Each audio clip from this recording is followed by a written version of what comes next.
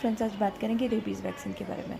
तो अगर post exposure prophylaxis देना है पेशेंट को, तो रेबीज़ को 3 कैटेगरी में मतलब हमको क्या क्या करना पड़ता है वो देखेंगे।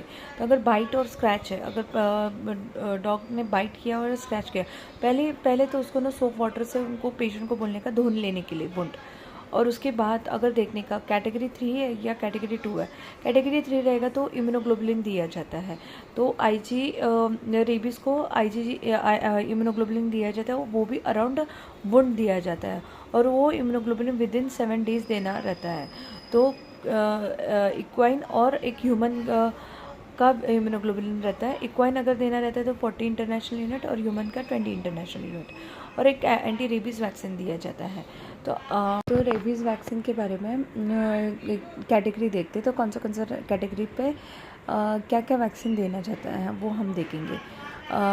तो कैटेगरी 1 है, तो उसमें सिर्फ टचिंग और फीडिंग एनिमल्स लिक्स करता है, इंटैक्ट स्किन रहती है, तो उसमें कोई एब्रेशन मार्क नहीं रहता, कुछ भी नहीं रहता, अपनी स्किन इंटैक्ट रहती है, तो वो कैटेगरी 1 है।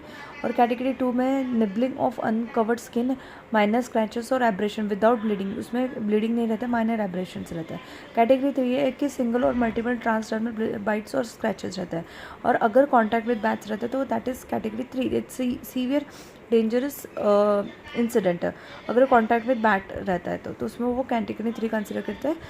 और ये कैटेगरी 2 में अभी याद रखना, कैटेगरी 1 अगर कैटेगरी 1 का पेशेंट रहेगा और सिर्फ इंटैक्ट स्किन रहेगा, कोई सिर्फ टच और लिक किया रहेगा, तो उसमें ARV नहीं दिया जाता है। बट ये रेबीज़ फेटल कंडीशन है। हाँ, बट जब मैं हॉस्पिटल में थी तो मैं हमेशा कैटेगरी 1 को भी ARV दे देती थी, सेफ़र साइड के लिए। अगर भले ये कैटेगरी 1 में दिया नहीं जाता, बट ये रेबीज़ फेटल होने के वजह से तो कैटेगरी 1 में भी सेफ़ है कि तुम ARV दे दो। कैटेगरी 2 है कि उसमें सिर्फ ARV दिया जाता है और TT इंजेक्शन, अगर पेशेंट ने TT इंजेक्शन नहीं लिया रहेगा पहले तो। और कैटेगरी 3 में है कि तुमको इम्यूनोग्लोबुलिन देना पड़ता है, तो इम्यूनोग्लोबुलिन 3 में देना पड़ता है, और ARV भी देना पड़ता है, और 2 में सिर्फ ARV देना पड़ता है, इम्यूनोग्लोबुलिन की ज़रूरत नहीं है।